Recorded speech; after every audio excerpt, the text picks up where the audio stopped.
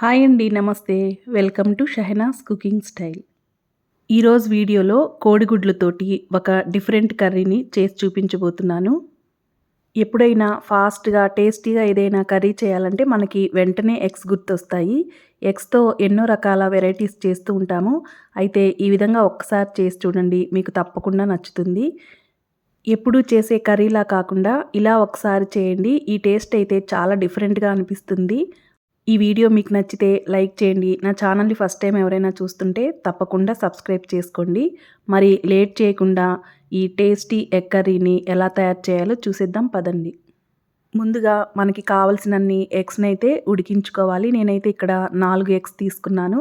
వీటిని ఉడికించి వీటి పొట్టు తీసేసి పక్కన పెట్టేసుకోవాలి. ఇప్పుడు స్టవ్ ఆన్ చేసి ఒక కడాయి పెట్టుకొని ఇందులోకి 3 నుంచి 4 టేబుల్ స్పూన్ల వరకు నూనె వేసుకోవాలి. నూనెలో కొంచెం పసుపు, కొంచెం ఉప్పు, కొంచెం కారం వేసుకోవాలి. ఇప్పుడు ఇందులో మనం ఉడికించినటువంటి ఎగ్స్ని వేసి 2 నుంచి 3 నిమిషాల వరకు లో ఫ్లేమ్లో ఉంచి ఫ్రై చేసుకోవాలి.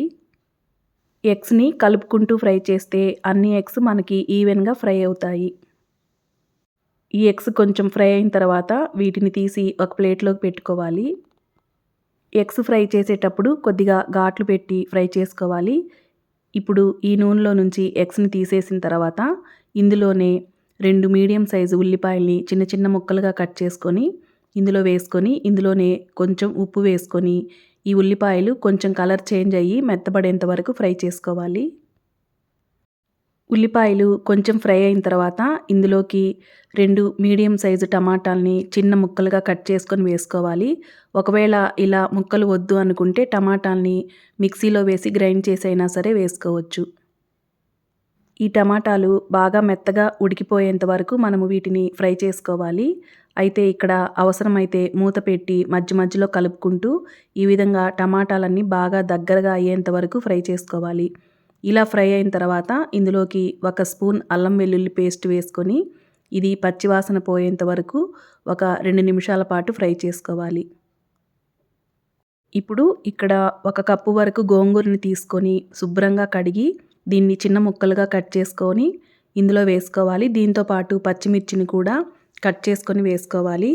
అయితే ఇక్కడ గోంగూరని నేను ఎందుకు కట్ చేశానంటే మనం ఒక్కొక్కసారి కర్రీ చేసేటప్పుడు ఇలా డైరెక్ట్గా గోంగూర వేసుకుంటే అది ఉడికిపోయినా సరే కొంచెం పెద్ద పెద్ద పీసుల్లాగా ఉంటుందన్నమాట.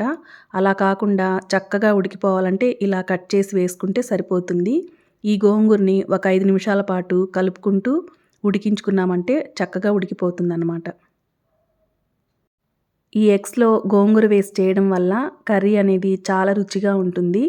ఇప్పుడు ఈ విధంగా గోంగూర మొత్తం దగ్గర పడిపోయిన తర్వాత ఇందులోకి 1 స్పూన్ వరకు ధనియాల పొడి, 1/2 స్పూన్ వరకు జీలకర్ర పొడి, 1/2 స్పూన్ వరకు గరం మసాలా పొడి వేసుకోవాలి.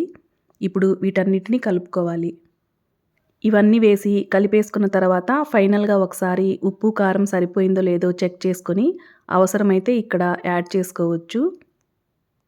ఇప్పుడు మనకి కొంచెం గ్రేవీగా కావాలి అనుకుంటే ఒక 1/2 గ్లాస్ వరకు వాటర్ వేసి ఒకసారి కలిపేసుకున్న తర్వాత ఇందులోకి మనం ఫ్రై చేసి పెట్టుకున్నటువంటి ఎగ్స్ని వేసుకోవాలి. ఎగ్స్ని వేసిన తర్వాత మూత పెట్టేసి ఒక 5 నిమిషాల పాటు ఉడికించుకోవాలి. కొంచెం గ్రేవీ దగ్గర పడిన తర్వాత ఇందులోకి కొద్దిగా కొత్తిమీరని వేసుకొని స్టవ్ ఆఫ్ చేసుకుంటే సరిపోతుంది.